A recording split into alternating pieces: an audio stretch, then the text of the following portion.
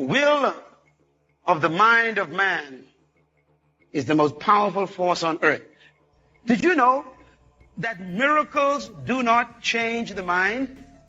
Please write that down. Put it in your notes. Miracles do not change people. Some of you saying, well, I ain't going to move until God show me a sign. The sign ain't going to move you. How many times you put a fleece outside your door and God wet it and you still doing what you do? How many times you made a swear on your resolution and you still ain't done what you told God you're going to do? Who in this house and watching this program and driving down the road listening to this tape have experienced more miracles than the children of Israel?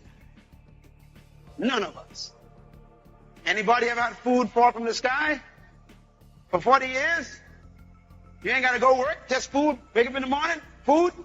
And when you complain, he changed the menu. That's a miracle, isn't it? Anybody here ever was thirsty and didn't have to go to the water corporation to pay any bills? You got free water from a rock every day?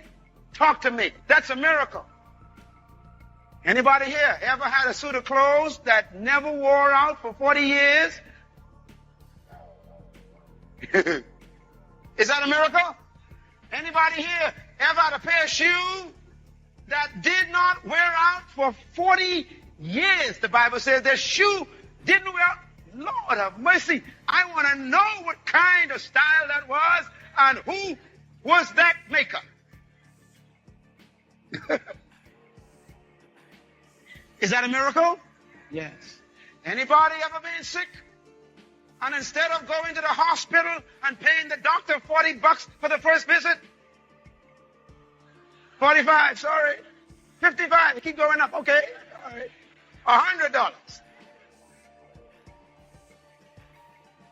No, you were sick and you went and looked at a brazen serpent on a pole. I'm talking about free health care. Instant healing just to look at the state. All the stuff just left you. You were healed instantly. I mean, that is a miracle. None of us had those kind of miracles. Anybody ever seen a pillar of cloud by night telling you what corner to go through?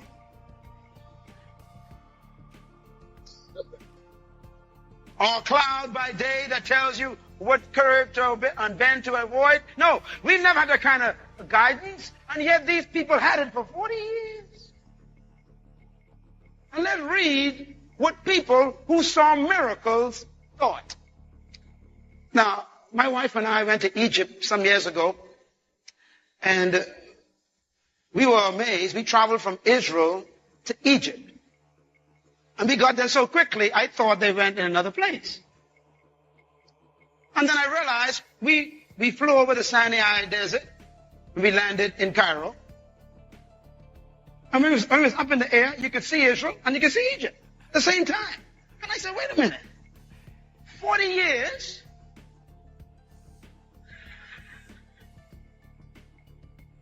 When we landed, our guide took us on a tour, Luxor and all these places of Pharaoh and the pyramids and everything. And we were amazed at the place where Moses and these people lived. And I mean, desert, hot, dry. And the only source of water is the Nile. And we went by the Nile and they were still making bricks today from the mud and the straw. They still do it today. Their houses are from the mud around the Nile. And I found out from my guide that the distance between Egypt and Israel is a 35-day walk. 1 month.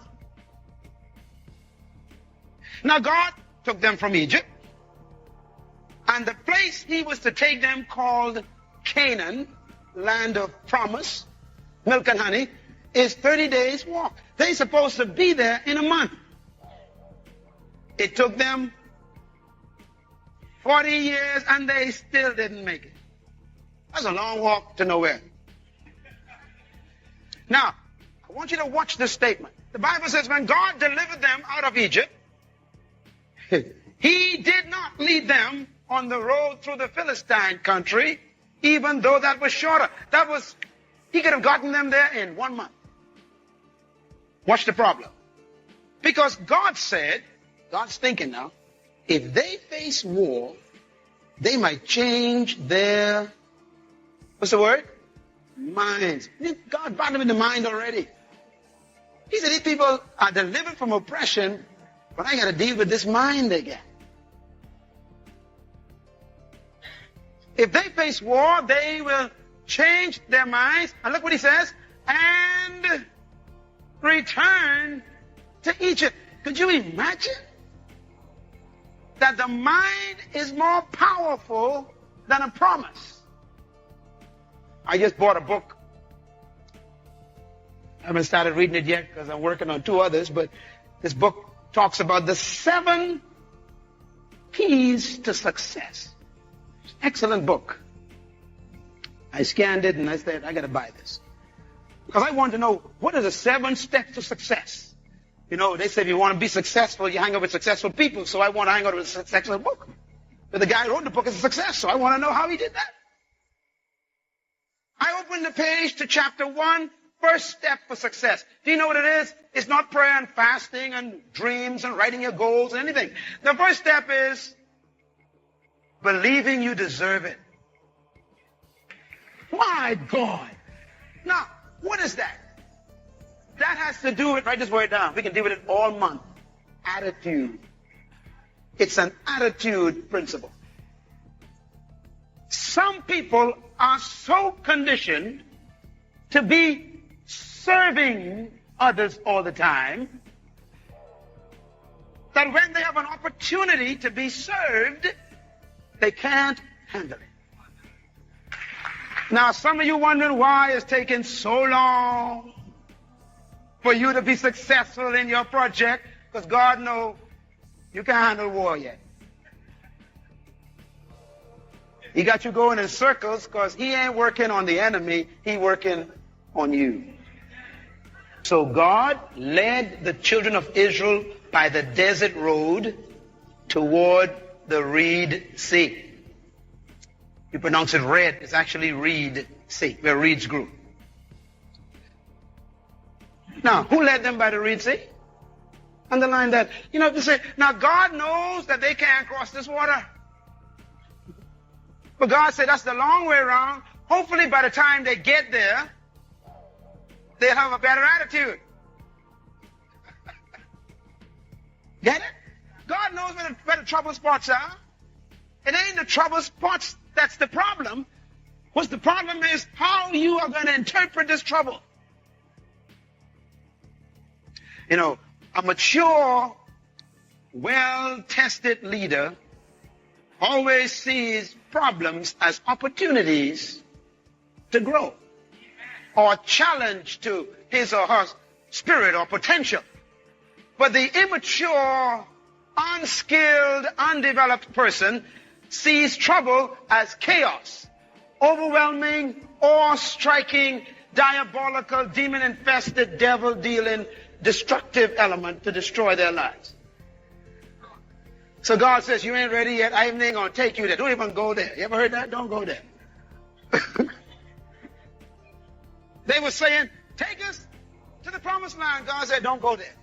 If we go there, you're going to run back to Egypt. Because you're going to find out that prison is more comfortable, not than the problem, but than your attitude. Your attitude is already adjusted to slavery, so it has found comfort in oppression. They said to Moses, was it because there was no graves in Egypt that you brought us to this desert place to die? People talking that. In other words, these people only came out because Moses pressured them. The last statement it says here, didn't we tell you to leave us alone? This is in the Bible. And let us be slaves to the Egyptians. It would have been better for us to serve the Egyptians than to die in this freedom place. My God, what kind of people are these?